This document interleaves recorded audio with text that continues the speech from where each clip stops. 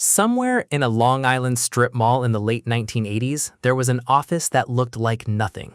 Cheap carpet, mismatched furniture, a sign that could have belonged to an insurance agency or a dentist's office. And from inside that building, a man named Jordan Belfort built an operation that convinced ordinary Americans to hand over more than $200 million for stock in companies that were, in some cases, barely real. You probably know his name from the movie. What most people don't know is how the actual scheme worked, mechanically, and why it's still one of the best case studies for understanding financial manipulation today.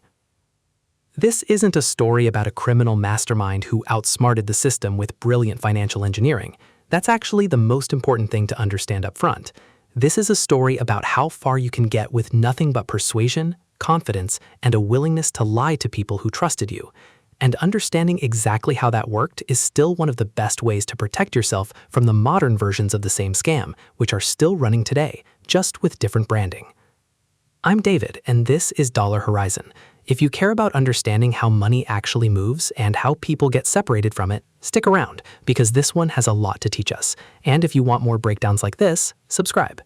Let's start with Belfort himself, because his early failures mattered just as much as his later success. Before Wall Street, he tried building a business selling meat and seafood door-to-door out of the back of a van, with no real supply chain and no real infrastructure behind him. It fell apart fast, buried under spoiled inventory and unpaid bills. But here's the thing he took away from that collapse, and it's genuinely the most important insight of his entire career. The product had never been the reason people bought. He had been the reason. He realized he could sell almost anything to anyone, regardless of whether it was any good, and that skill was worth more than any product he could ever stock. That realization is what pulled him to Wall Street.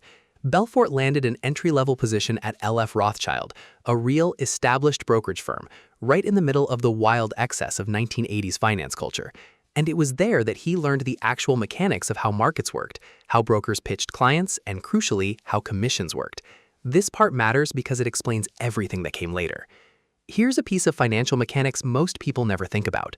When a broker sells you a normal, established stock like a big blue-chip company, the commission on that sale is small, often less than 2%. There's a reason for that.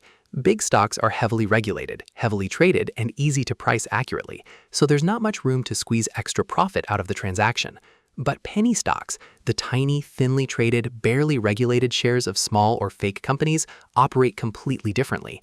Because almost nobody is watching them closely, brokers could legally charge commissions of 50% or more on some of these trades.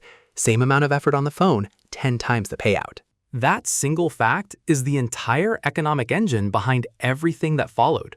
When the stock market crashed in October of 1987, wiping out the fancy brokerage job that had trained him, Belfort didn't see the end of his career. He saw an opportunity, because he now understood exactly where the real money was hiding, in the parts of the market nobody else wanted to touch. So he built a firm to exploit it, called it Stratton Oakmont, a name that sounded like old money and generational wealth, even though it operated out of a building that looked more like a call center than an investment bank.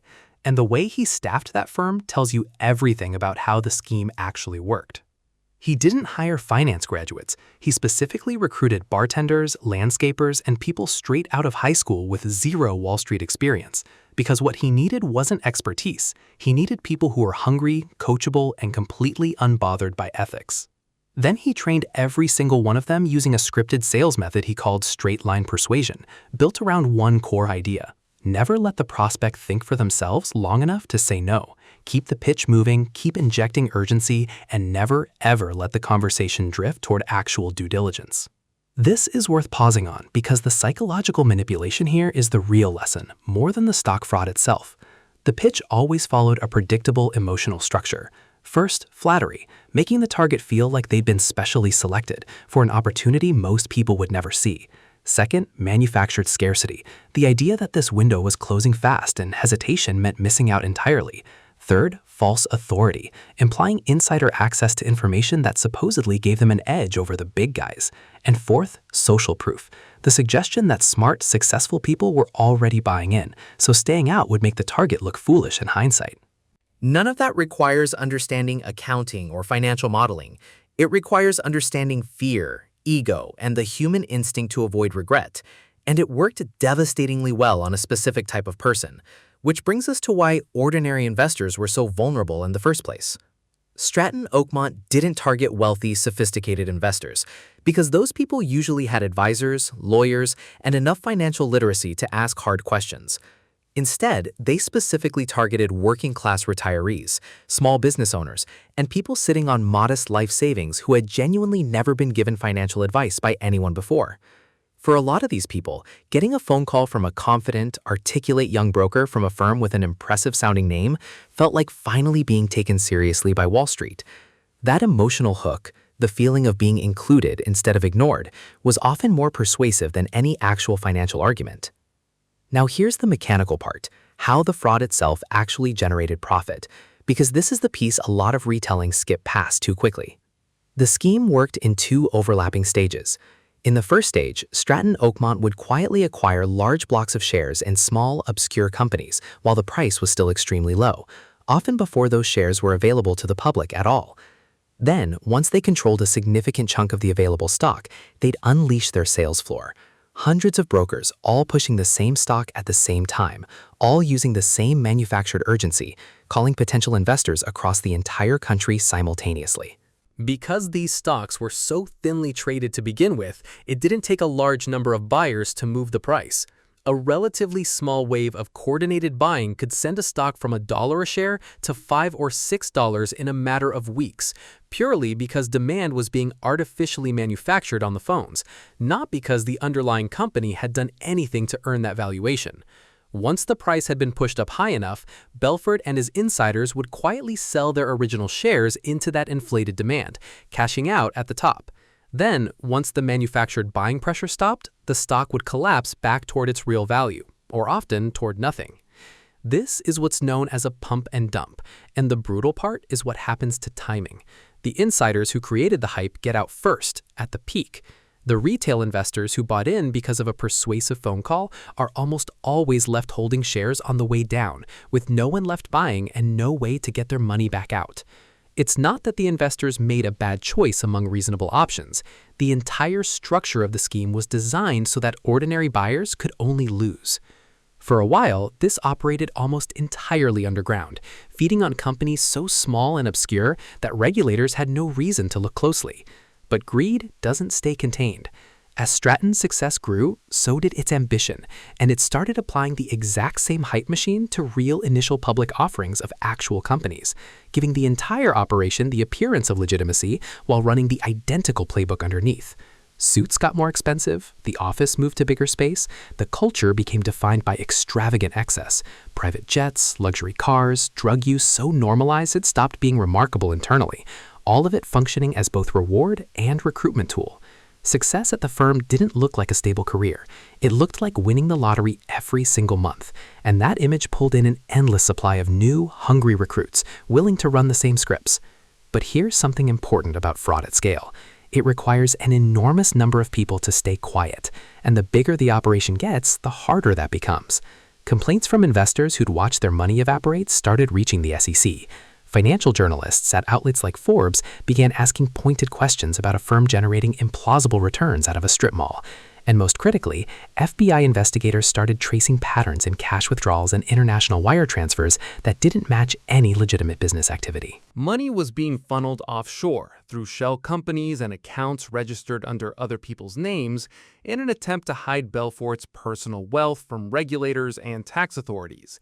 That kind of financial trail is exactly what forensic investigators are trained to follow, because legitimate businesses don't need that level of secrecy.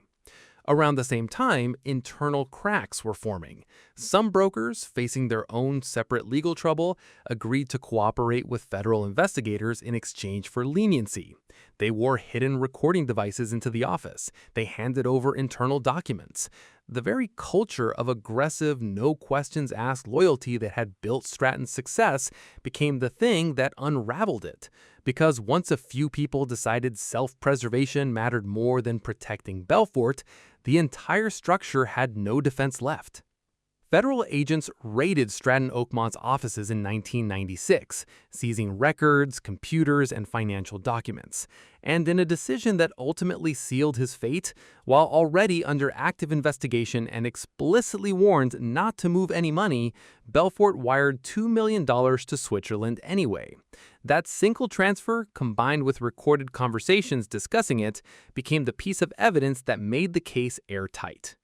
Facing decades in federal prison on charges including securities fraud, wire fraud, and money laundering, Belfort made the calculation that had defined his entire career.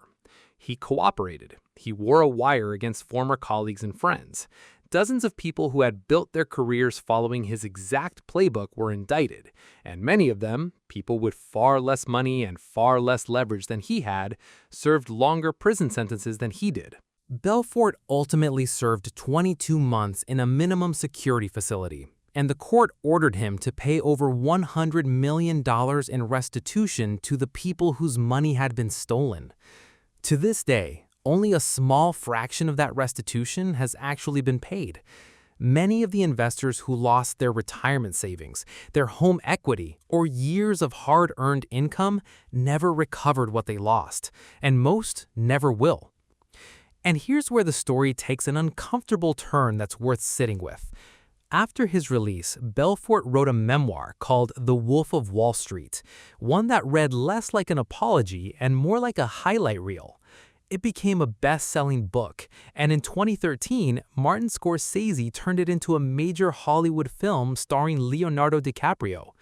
The man responsible for one of the largest retail investor frauds of the era became a celebrated public figure, a motivational speaker, and a paid sales coach. The people he defrauded got restitution checks that mostly never arrived. He got a career built on retelling the story. So what does a scam from the 1990s actually teach a modern audience in an era of cryptocurrency, meme stocks, and social media influencers? Almost everything, honestly, because the underlying mechanics haven't changed at all. Only the medium has. Modern pump and dump schemes now happen inside private messaging groups and social media accounts instead of over cold call phone lines, but they use the exact same emotional triggers: manufactured urgency, promises of insider access, social proof from people who appear successful, and pressure to act immediately before you have time to research anything properly. The technology changed. The psychology didn't move an inch. If you take one thing away from this entire story, let it be this. Any investment pitch that discourages you from doing independent research, that creates artificial time pressure, or that makes you feel like you're being personally handpicked for a secret opportunity is using a manipulation technique with an 80-year track record of separating people from their savings. Real opportunities can survive you taking a week to think about them. Scams cannot. If this gave you a clearer picture of how financial fraud actually works, subscribe, because next time we're breaking down how to spot these exact patterns in real time before they cost you anything.